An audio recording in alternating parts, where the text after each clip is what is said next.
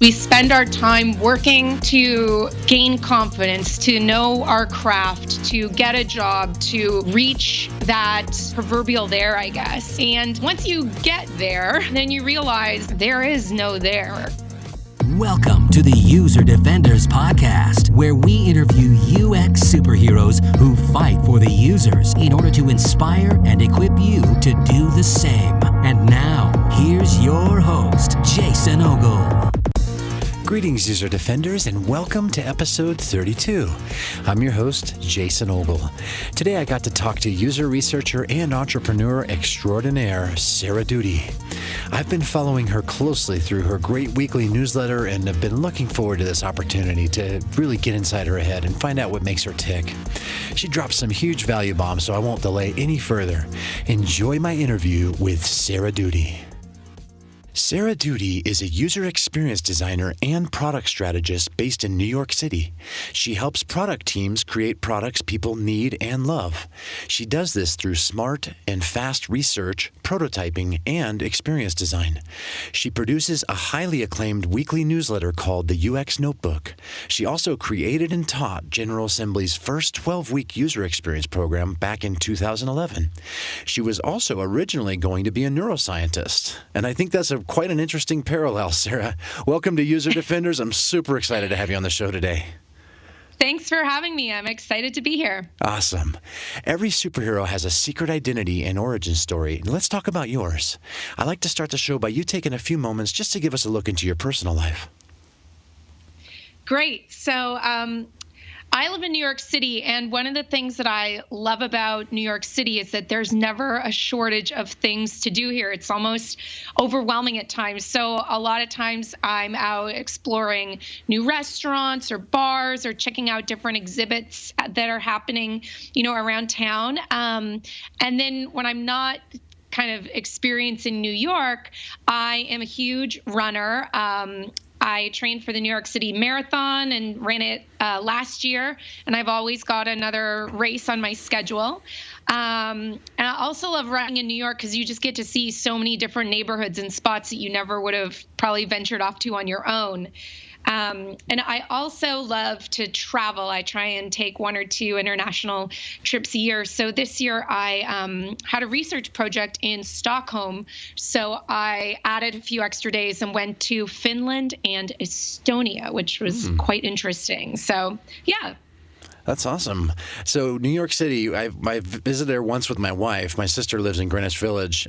Loved it. Awesome experience. So much culture, so many interesting and inspiring people out there. But also with that, a lot of noise. Do you have a place you can get to escape some of that? Do you have a special place?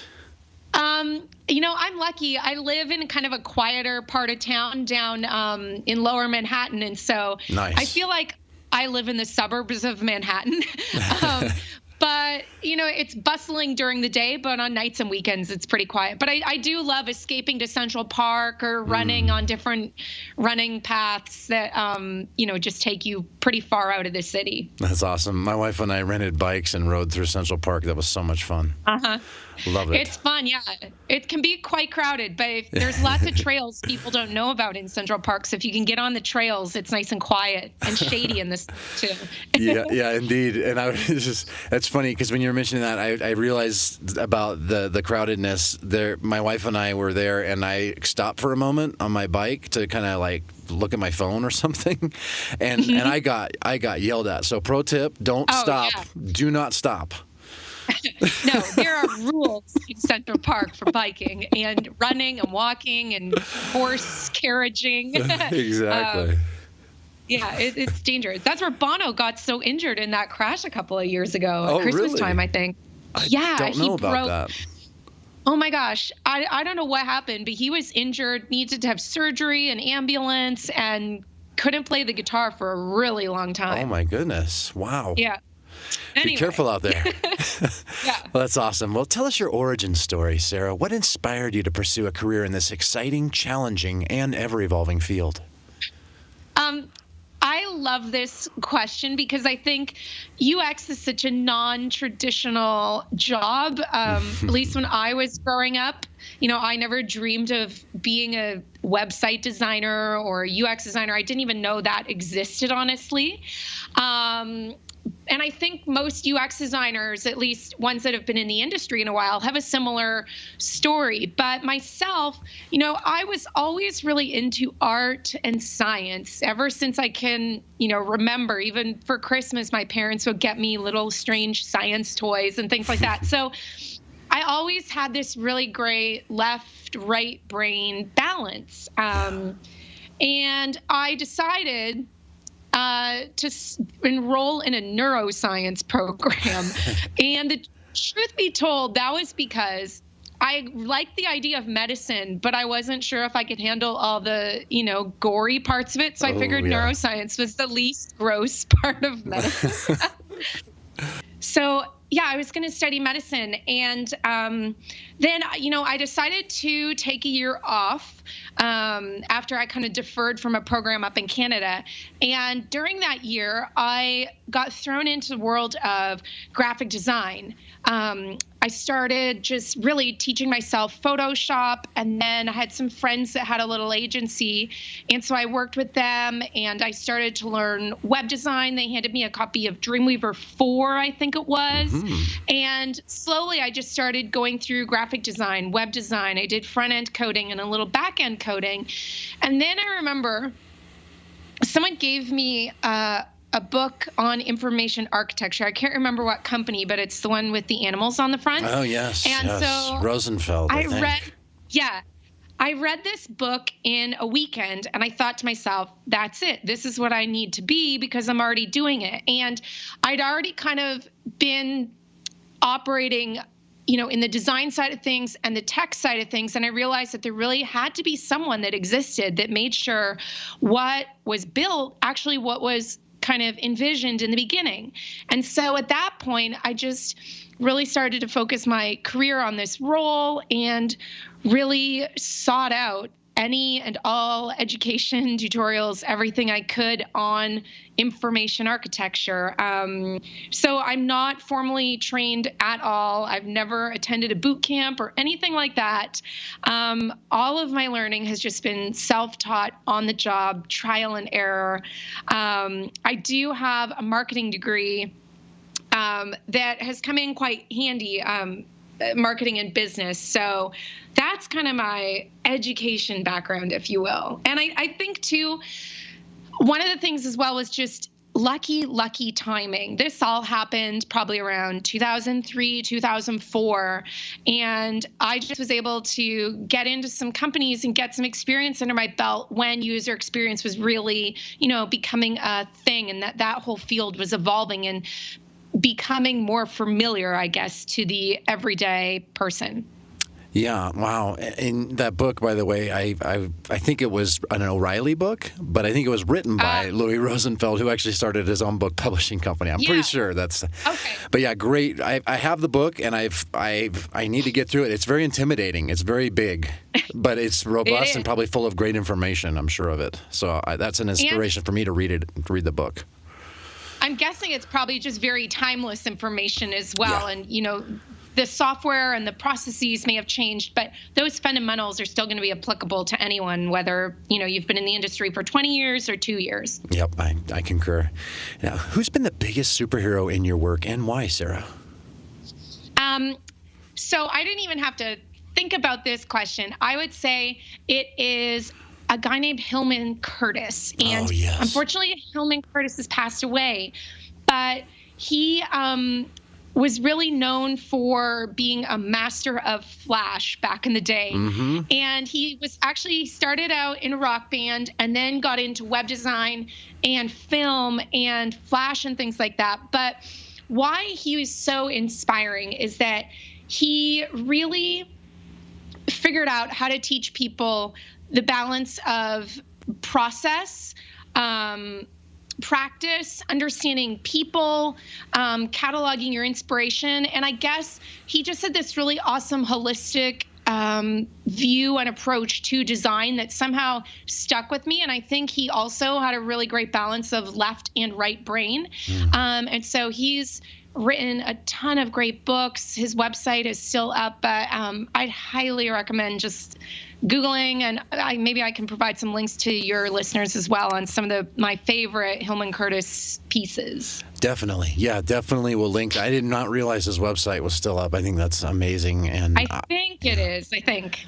Yeah, well, I'll definitely check it out and put the link in there if it is. But even if it's not Defenders, Google Hillman Curtis and learn about one of our heroes, all of our heroes in this field and this work. And I fully agree. And you're the first person to mention him, so I appreciate that, Sarah.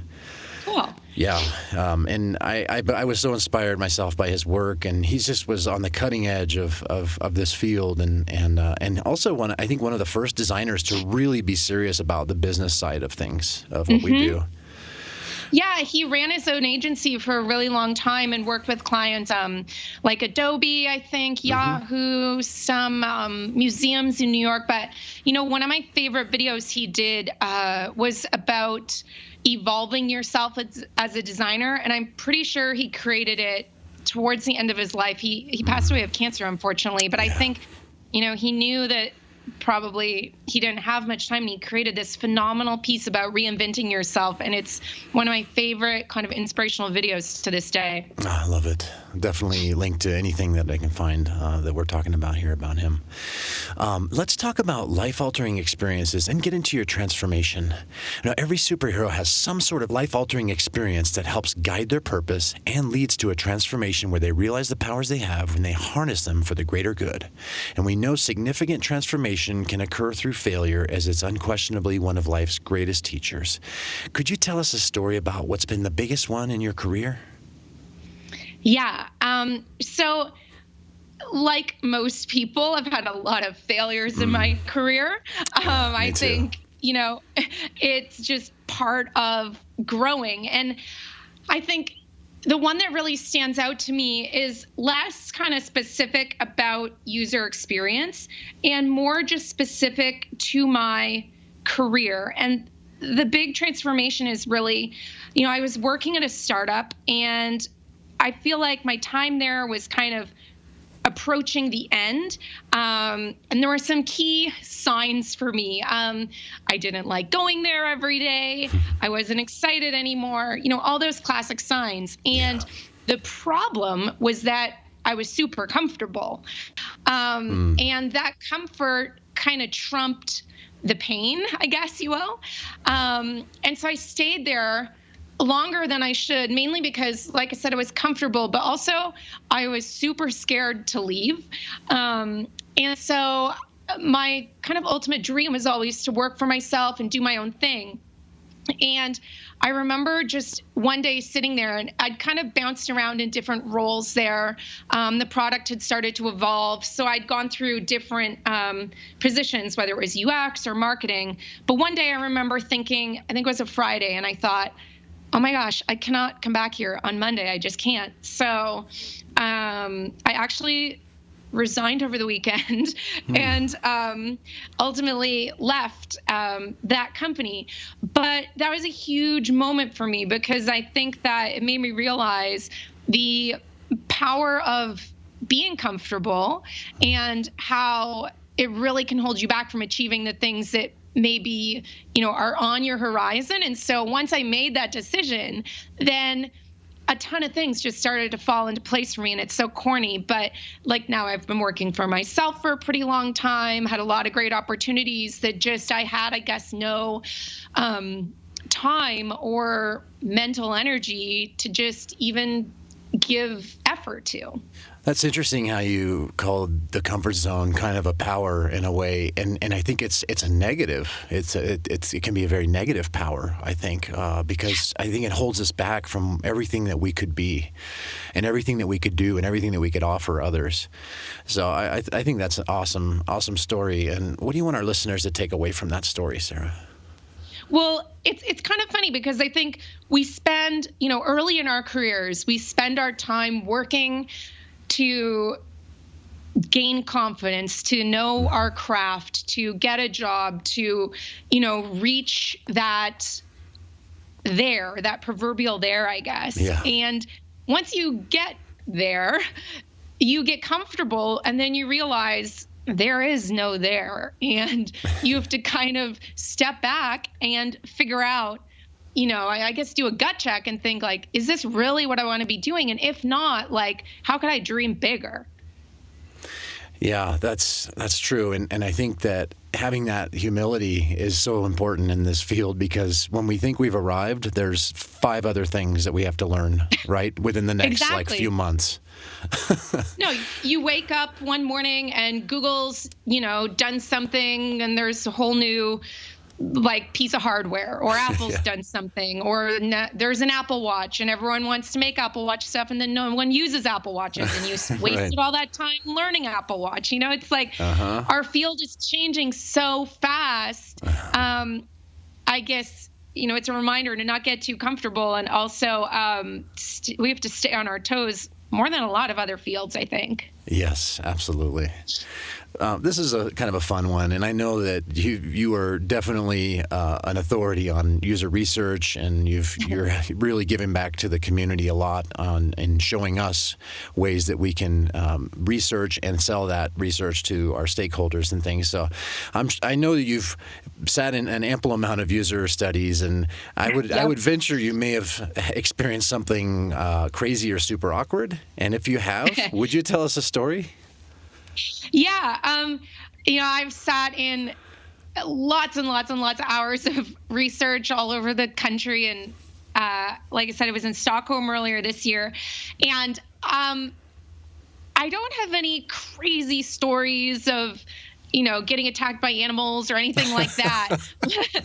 But one that really stands, although I've heard stories like that, but one that stands out to me is I was researching something in the finance space, and I think this may have been the first or second person I talked to in this research. It was in person in Chicago, and another company had done the recruiting. And so we show up to this woman's house, and we're going to spend an hour talking about finance and her telling us how she researches financial stuff and maybe pop onto a few websites. And one of the criteria was that the people had to be, moderately financially savvy as well as technically savvy. And so first half of the interview was kind of just chatting and getting to know her. And then we popped on the computer, and she was like one of the least technically savvy persons or people I've encountered. She definitely should not have got through this screener. Oh, wow. But she was on quite an older PC. It was running Internet Explorer, not the most recent version. 6. Every time she tried to do something, like a pop-up would come up, an ad, or it was as though her computer was infected big time. And like my colleague and I were just sitting there, and I know each of us was thinking, we just want to stop this right now and like run a virus scan for her. But the crazier thing is that in a conversation, it came out that she, I think she did volunteer work or something as like a tech expert or something along those lines for either a school or a financial co-op or something like that.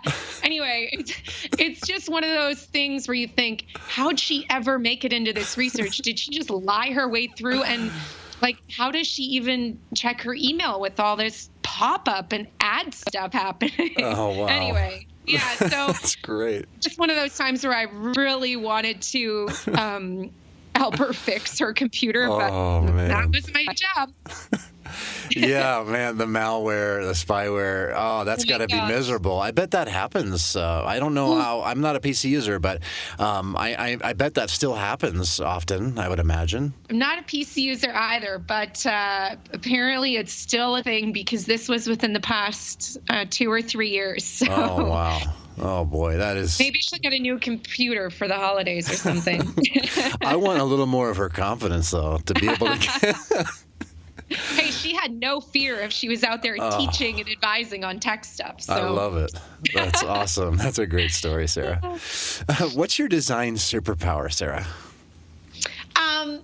I would say that, well, I had a friend once, And he said, Sarah's talent is that she can find any piece of information very quickly, and that she could tell you the price of pineapples in India in like 30 seconds because I'm so good at Googling stuff and just putting the right keywords and knowing how to do good searches. But apart from pineapples in India, my best superpower, I think, is that I have a really, really good, I would say, visual memory. And I wouldn't say, photographic memory, but whenever I'm working on any project and I think to myself, man, what's an example of, an onboarding that does this, or a way to compare, I don't know, a bunch of different options or something, automatically in my mind, I can just like quickly roll through screenshots, other websites I've heard about, or features and things like that, and then just come up with a list of like 3 to 5 things that we should immediately go check out. I think that's why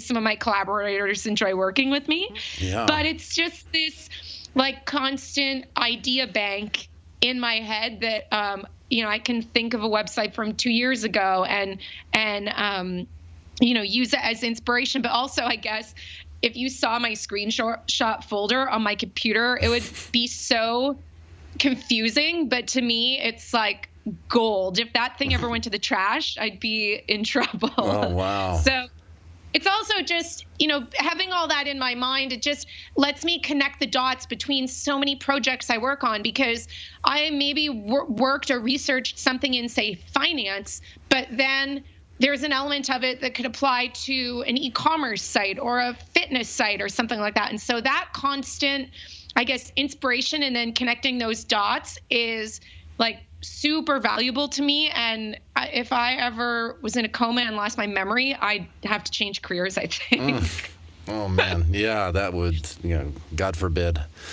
But that's great. That is a great superpower, especially when you're doing research and trying to do benchmarking and such. I would imagine that's very helpful. It's really helpful. And I think the caution with inspiration is that, we all see so many interesting things, features, ideas, designs online. And the balance for me is thinking, I'm not just going to go copy that, but that's a good idea. Why does it work for them? And then how could it apply to what I'm doing? Because I think there's so many people that are kind of just trend happy, if you will. And so, if you started to be a screenshot hoarder like myself, you could easily fall into that trap. But if you're going to do it, then you just have to make sure that you are justifying, why you're pulling from different sites or connecting the dots and things like that.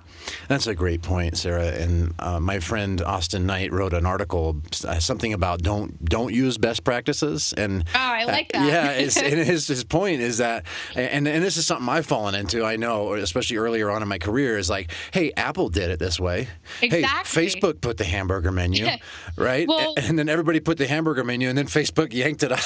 They realized that because they did the research that showed it wasn't converting as well.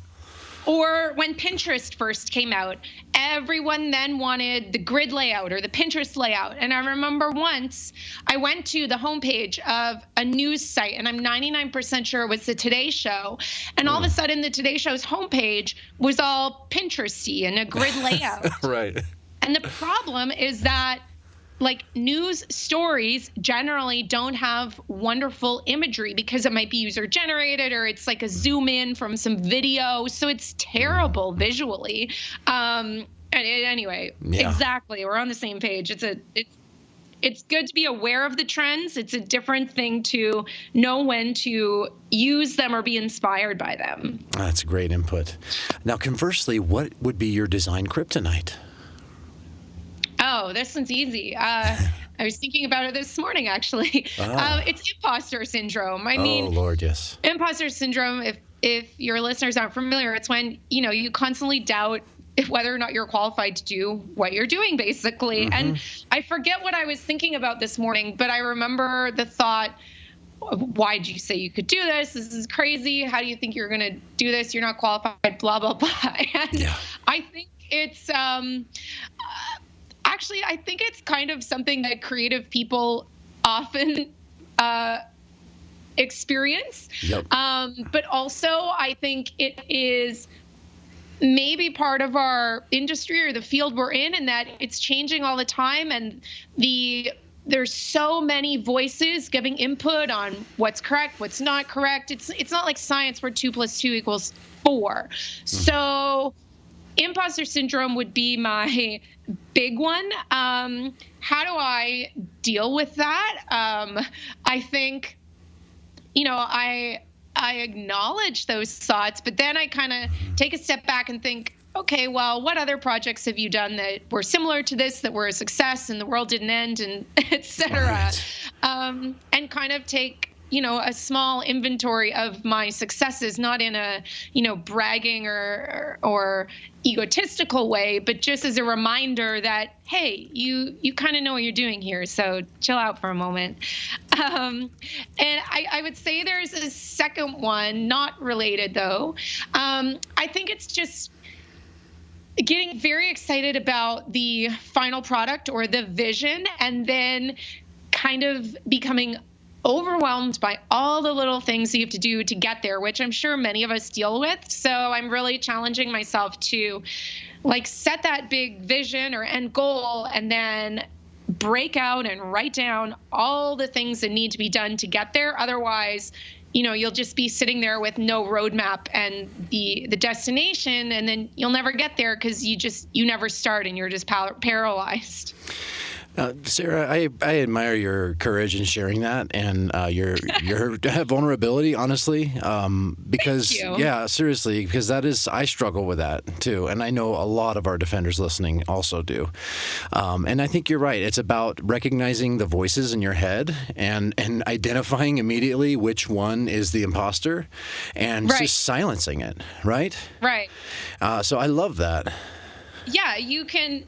I think if everyone is honest with themselves, we probably all doubt what we're doing, whether it's work or I mentioned I run, I mean, it doesn't just apply to your work life. Like, oh my gosh, I could never run a 5K. I could never run a marathon. And then when you break it down and start training and just look at it day by day and week by week, you can do it. But if you just, let those kind of doubtful thoughts rule your actions, then you're never going to start. Amen to that. And I want to recommend a talk by Lulu Miller. I think she was on, she helped out with the Serial podcast, or that was Serial. It was the one with the mystery stuff, the really popular podcast. Oh, yes. I forget. I can't remember. But she did a talk on creative mornings. It's called Catapulting Chance into Your Stupid Head.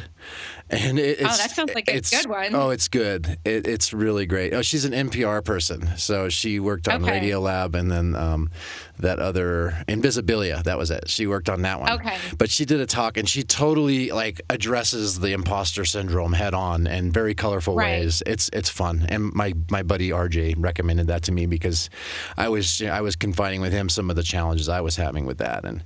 But anyway, I appreciate you sharing that.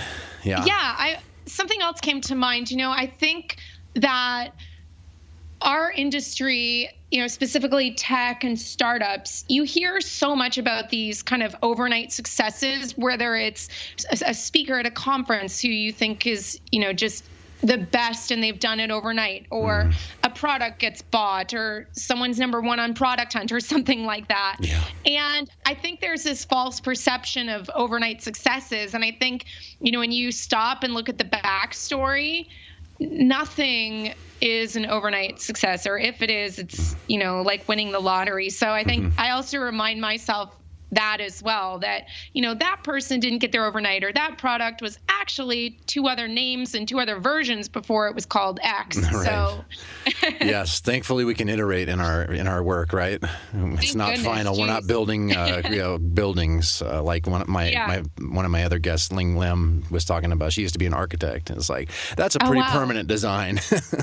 Yeah. Yeah, so it's interesting. It's one of the luxuries of digital. Yes, completely. And as far as casting vision, I want to tell you, you are inspiring to me because you have that vision, you have that mind of strategy, and I look to you. I'm always looking at you at kind of how you are just really excelling at what you're doing. So keep that up. Thank you. Absolutely. Thanks a lot.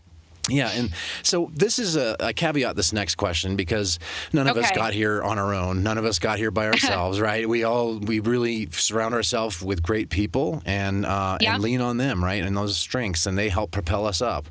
So I know you would say you didn't get where you are on your own, but you certainly, as I just mentioned, are doing some great things. So I want to ask you, what would your UX superhero name be? My UX superhero name would be, I think it would be Doodle. Nice. For two reasons. It works well with my last name. And an old boss of mine used to call me Doodle, and he used to joke that I should just change my last name to Doodle. It would be a good branding moment. So, yeah, it would have to be Doodle. I have to admit, I'm not like an avid sketch noter. I don't have, coloring books, so I'm not on the color book thing right now. But I do a lot of sketching for projects, and I find, if I'm trying to work with a team and understand their product and pull that vision out of them, I immediately will go to the whiteboard and start drawing, because I find, that is such a helpful communication tool for teams that can't put into words everything they want their product to do. But if we can draw it out, storyboard it out, doodle it out, nice. then it works. And I love sketching as well with clients, because I think that it kind of lowers the barrier to entry for people once you get them over the hurdle of feeling like they need to draw, like a Leonardo da Vinci level.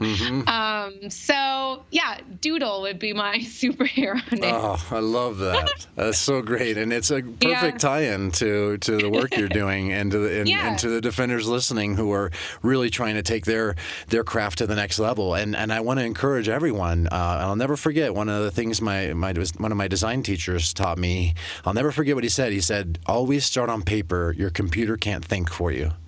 Yeah. Right? That's a good one. That's I always remembered that, and even though I don't listen to him sometimes because I'm under a deadline, I always try, and I think that's a great reminder for all of us. That's awesome. Well, another reminder I tell people is that, your drawing is just a communication tool. It's not an art project. So, you don't have to put the details of people's faces and things, or, the whole landscape. Just draw it out. It's just a communication aid. So once you kind of frame it around that, I think it makes people more comfortable as well. Bam. I love that. That's awesome, because I think it kind of going back to the imposter syndrome, and all of us are like, I don't want to show my drawing. And when we were kids, we didn't care. We drew the worst things, but we didn't care because it was ours. It was our work, and it came from our mind and our hearts. And I feel like we need to kind of become more childlike in some of those ways of being brave, right? Like, what happened? Yeah. When did we stop being brave enough to share our work and listen to that dummy, that imposter? Well, probably when we started comparing ourselves to each other, because I think, you could easily get intimidated if you just go on Dribbble or Google, UX sketches. And frankly, I think a lot of sketches that people have out there were done after they made the product, just so they could have a sketching artifact. But also, I think that, I totally appreciate the whole sketchnoting movement, but at the same time, I think it maybe makes people uncomfortable that, well, I could never make my sketch look as good as that. And I think, there's a difference between sketching as a discussion aid versus getting paid to go to a conference and sketch people's talks. Great points. That is very true. And we need to quit comparing ourselves to others. And I always say, I borrow this line from Sally Hogshead, as she says, be more of who you are, because there's no one else like you. I love Sally. Oh, is she great? She's written so many good books. I forget what they were, but the one before Fascinated about your career was really awesome. Oh, man. Okay, that's another book to... we'll look it up. We'll have to look that one up and maybe link that one as well. Cool. I'm having so much fun. And we're almost to wrap up point. We got a few more, but I always get to this point when we start getting toward the end. I get a little sad, especially when I get to talk to super guests like you, Sarah. But I know. I feel like these could be twice as long, but... Hey, got to think of the user. That's right. Fight for them. And that's a perfect segue into my next question, Sarah. One of my favorite lines from Tron was when he said, I fight for the users. How do you, in addition to being respectful of others' time, fight for your users? So this is one of my favorite controversial topics.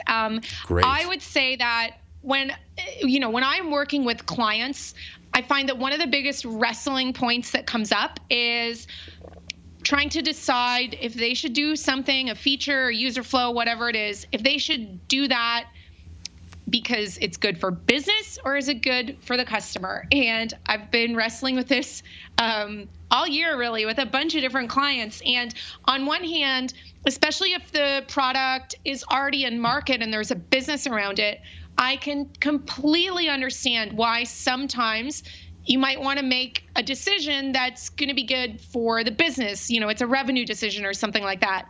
So as much as I don't love those decisions, I understand it. And so as a designer, I've realized that all I can really do is help educate those clients about the other side. So even if they are going to go make a decision that's going to put the business before the customer, I feel like it's my responsibility to at least educate them and make them think through the customer-centric decision and let them kind of see the impact. And then, even if they do go with that business first decision, I've at least maybe educated them and that'll come back into their minds down the road, months later, what have you. So that's how I try and fight for the user, because you're never gonna have your client agree with everything. So at least I try and educate them along the way. Oh, it's so good. I'm not even going to try to add anything to that. So we'll just leave it at that. Totally. I think a huge struggle for all of us. So I appreciate you shedding light on that. When they're paying they're a client, but at least if we can educate them, we're doing our small part. Yes. Hi, I'm Chris Coyer. I'm a web designer and developer, and I fight for the users. You're listening to the User Defenders podcast with Jason Ogle. So let's wrap up the show with the imparting of superpowers. Okay. What's one habit that you believe contributes to your success? Okay, I have one and then maybe another one if I have a little extra time. The first one I would say is repetition. I used to be a perfectionist. I think I still am a little bit. But if you're a perfectionist, the problem is you never get into repetition because you always try and get it right on the first try. So for me, repetition is super important because it just forces me to figure out, the next time I design a homepage landing page or an onboarding flow or a checkout or something, like how do I make it better and better? And although there have been many times, probably in the last month, when I've said under my breath or out loud, if I have to design another login screen or a forgot password or a, photo gallery or something, I'm going to go crazy.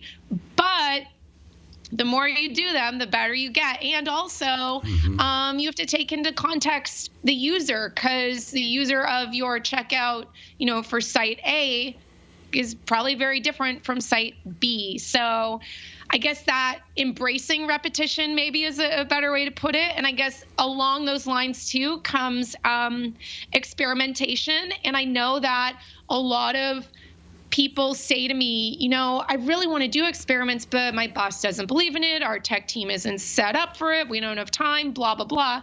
And so I would say, figure out what you can experiment with your own quote unquote product, whether that product is your newsletter like myself, or if you experiment with what you put on Twitter, or if you are helping a friend with like a Shopify site, or, find something that you can experiment with different types of articles you could put on Medium, but just getting into that habit of experimentation has been crucial for me. And I know I make a lot of people mad with my experimentation sometimes in my newsletter, but hey, I apologize and we move on and it gets better. But repetition and experimentation would be two habits that are helping kind of push me along here. Oh, those are both great. And I don't want to add to your answer, but I would like to ask you, because okay, awesome. Thanks for the permission for that. Because I try to research all of my guests, and I know that your morning routine has been really inspirational for you. And I would wager that may be part of it too. Yeah, it has. I try and I think we'll probably link to it. Yes. But I try and not be one of those people that has their alarm go off and then lay in bed and stare at my phone and look at Facebook and everything. I try and have a little bit of non-technology time in the morning just to kind of not let anything negative hit me first thing in the morning, whether it's a negative news story or seeing something on someone's Instagram that makes me jealous or a nasty email from, I don't know, a client or whomever.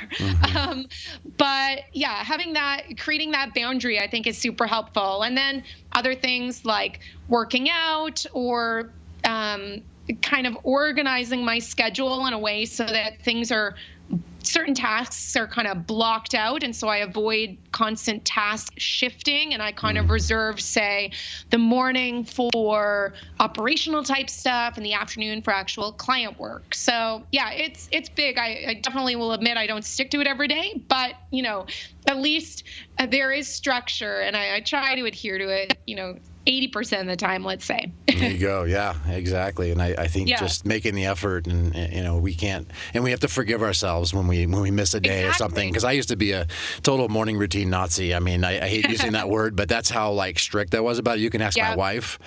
Even if I couldn't get to bed till midnight, which is very common for me with 6 children, right? I would still wake up at 4:30 or 5, and I realized that that's not a sustainable practice. Yeah. So I've learned how to forgive myself. If I get to bed past 11, I'm probably not going to wake up at 5, and I'm going to be okay with that because I'm going to have more energy. I'm going to have more to offer other people. So you made me think of one funny thing that maybe is a good ending point. But right now there are a ton of articles floating around about how if you make your bed, then you're going to be a successful human being. And I hate making my bed. And I've been meaning, although it is made today, I'm looking at it right now. Nice. But I've kind of been meaning to maybe write an article for January along the lines of I don't make my bed and it hasn't impeded my life or something.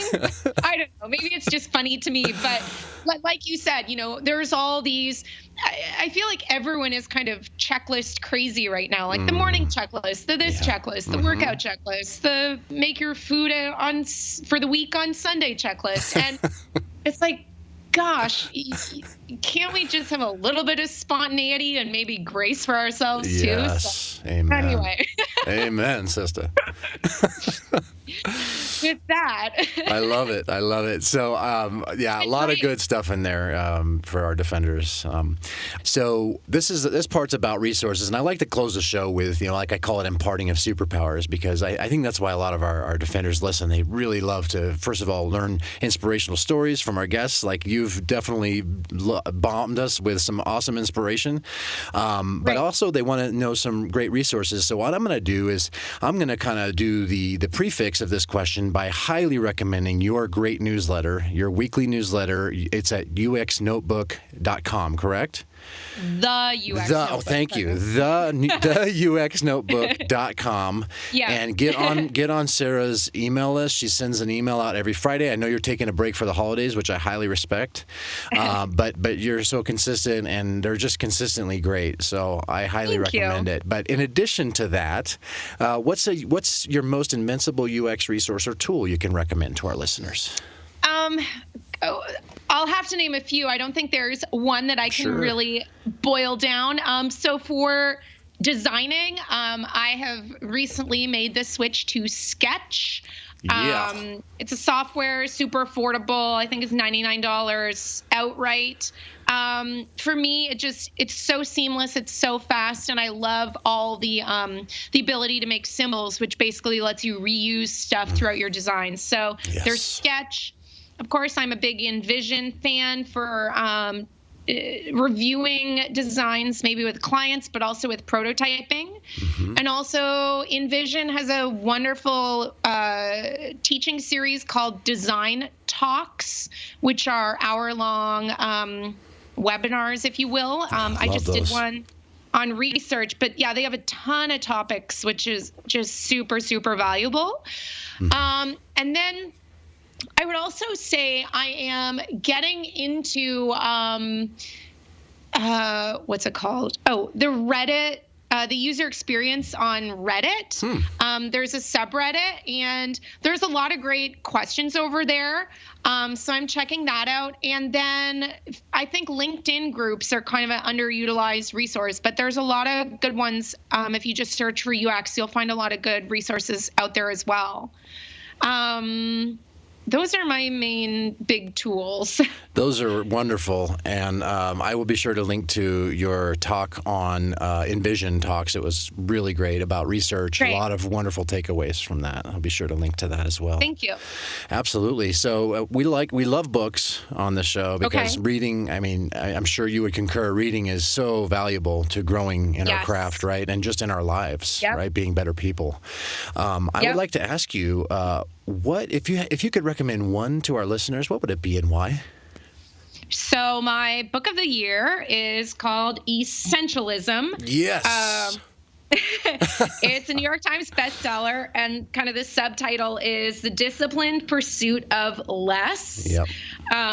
It's by a guy named Greg McKeown, I think. I might mess that up, but anyway. McEwen, yeah. McEwen. Basically, it's all about how you can live your personal life, your business life, basically your whole life through the lens of an essentialist. And that really means not doing more, but doing more of the things that actually matter.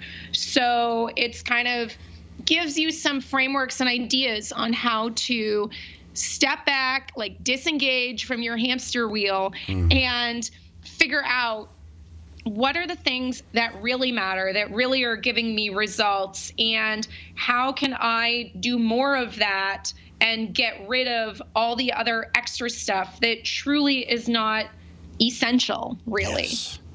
It's a really easy read. I've given it as gifts to a bunch of people, tons of great quotes and stuff. So highly, highly recommend it. And Greg has a couple of talks. I think he might have done a talk at Google, but if you just go on YouTube, you'll find a ton of talks by Greg. Nice. I love that book. I'm a huge fan, so I appreciate you mentioning that. So many things that are applicable to design, as we try to make these great experiences and wrestle with clients who want all the features, and we figure out what's essential. It'll really be applicable to your work and your overall life for sure. We talk a lot about books on the show and the tremendous value reading has on your career and personal growth. As much as I love the written word, and I do, until I have the Flash's superpower, it can be really hard to find the time to sit down with one, which is why I've teamed up with Audible to offer you a free audiobook of your choice. All you have to do is visit audibletrial.com/userdefenders. Get this, even if you cancel your free trial, you still get to keep your book and feel the warm fuzzies in your heart because you'll be supporting the show. I love my Audible subscription, and I'm benefiting greatly from it. Might I recommend Design as a Job by Mike Montiero or Sprint by the Google Venture guys? Give it a shot and get your free audiobook at audibletrial.com/userdefenders. So as we close, and this is one of my last questions for you, I promise. Okay. But this is one of my favorite too, and it's all about really inspiring some of the up and coming designers that are really eager to grow and to learn. So, what's your best advice for aspiring UX superheroes? So my best advice comes from one of the questions I'm asked most, and that is, how do I get hired if I don't have any experience? Because everyone wants me to have experience. And I say to people, like, if you can't figure out how to get experience without being in a full-time job, you're probably not going to do very well as UX designer, because I think like this is a problem you should solve. So my advice is, look, we all use digital products, technology devices, whether it's a Nest thermostat or our iPhone or whatever it is. We use this stuff all day long, and we encounter problems with all these things all day long. So if you're an up-and-coming designer, I would say start to have a little notebook or a list of problems in the products that you use, and then maybe take a little inventory for a week. And then at the end of the week, look at that list and figure out which one is interesting to you to try and solve.